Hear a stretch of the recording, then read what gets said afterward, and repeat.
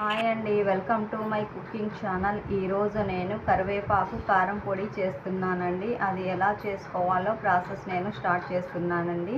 ముందుగా దాంట్లోకి కావాల్సిన పదార్థాలు. కరివేపాకు కారం పొడిలోకి కావాల్సిన పదార్థాలు: 100 గ్రాముల కరివేపాకుని ఫ్రెష్గా కడిగి ఆరబెట్టుకున్నానండి.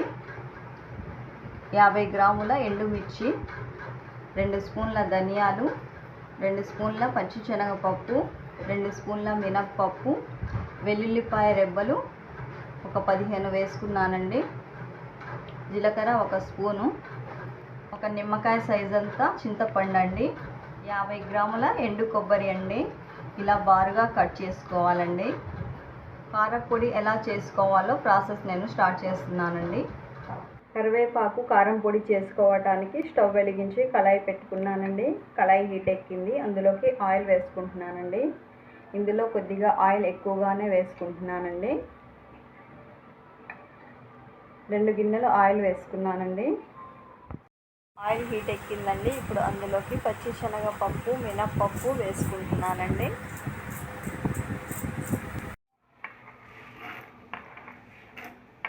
ఆ తర్వాత ధనియాలు వేసుకుంటున్నానండి.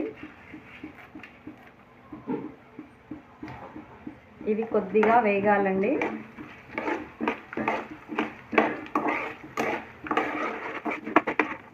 అవి కొద్దిగా వేగిన తర్వాత జీలకర్ర కూడా వేసుకుంటున్నానండి.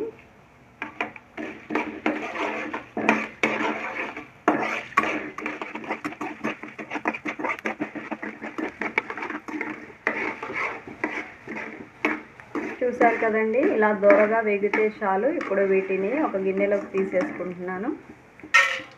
అలా పప్పులు మొత్తం తీసేసుకున్న తర్వాత ఇప్పుడు అదే ఆయిల్లో ఎండుమిర్చి వేసి వేయించుకుంటున్నానండి.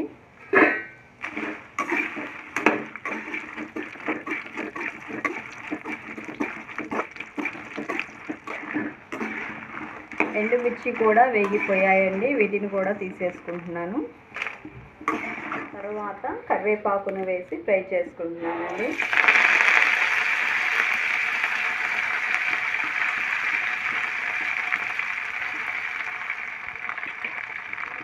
కరివేపాకు కూడా వేసుకున్న తర్వాత అందులోనే చింతపండు వేస్తున్నానండి. ఇప్పుడు ఈ కరివేపాకును తడి మొత్తం పోయే వరకు వేయించుకోవాలండి, కొంచెం క్రిస్పీగా అయ్యే వరకు.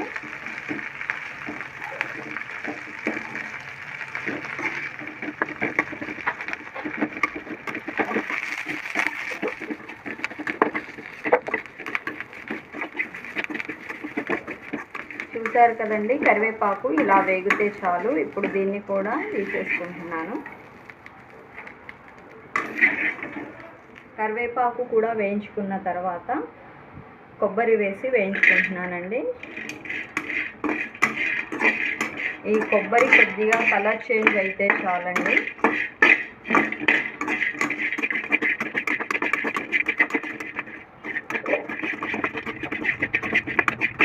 కొబ్బరి ఇలా వేగితే చాలండి. ఇప్పుడు దీన్ని ఒక ప్లేట్లోకి తీసేసుకుంటున్నానండి. ఇప్పుడు వీటన్నిటిని మంచిగా చల్లారనివ్వాలండి. వేడిగా ఉండగా మిక్స్ చేస్తే ముద్ద ముద్దగా ఉంటుందండి పౌడరు. మొత్తం చల్లారిపోయాయండి. వీటిని మిక్స్ చేసుకుంటున్నాను. ముందుగా కొబ్బరిని మిక్స్ చేసుకుంటున్నానండి. కొబ్బరిని అలా మిక్స్ చేసుకున్న తర్వాత కరివేపాకును వేసుకుంటున్నానండి. అలా మొత్తం వేసుకున్న తర్వాత వెల్లుల్లిపాయలు కూడా వేసుకుంటున్నానండి. ఇందులోనే రుచికి సరిపడా సాల్ట్ వేసుకుంటున్నాను. నేను కల్లుప్పు వేసుకుంటున్నానండి. ఇప్పుడు ఈ మొత్తాన్ని మిక్స్ చేసుకుంటున్నానండి. చూసారు కదండి, ఇలా మిక్స్ చేసుకోవాలి. మరీ మెత్తగా కాకుండా కొద్దిగా బరకగా ఉండే విధంగా చేసుకోవాలి. కరివేపాకు పొడిలో కొబ్బరి కూడా వేసి మిక్స్ చేసుకోవటం వల్ల ఏదైనా ఫ్రై ఐటమ్స్ చేసుకున్నప్పుడు 1 స్పూన్ ఇది కూడా వేసుకుంటే రుచి చాలా బాగుంటుందండి. ఇలా చేసి స్టోర్ చేసుకుంటే ఒక 3 నెలల పాటు నిల్వ ఉంటుందండి. ఏ ఫ్రైలోకైనా వాడుకోవచ్చండి. చూసారు కదండి, స్పైసీ కరివేపాకు పొడి రెడీ అయిపోయింది. ఇలా చేసుకుంటే టేస్ట్ చాలా బాగుంటుందండి. ఇడ్లీ దోశల్లో కూడా చాలా బాగుంటుందండి. నా వీడియో మీకు నచ్చినట్లయితే ప్లీజ్ లైక్ చేయండి, షేర్ చేయండి, సబ్స్క్రైబ్ చేయండి. Thanks for watching my videos.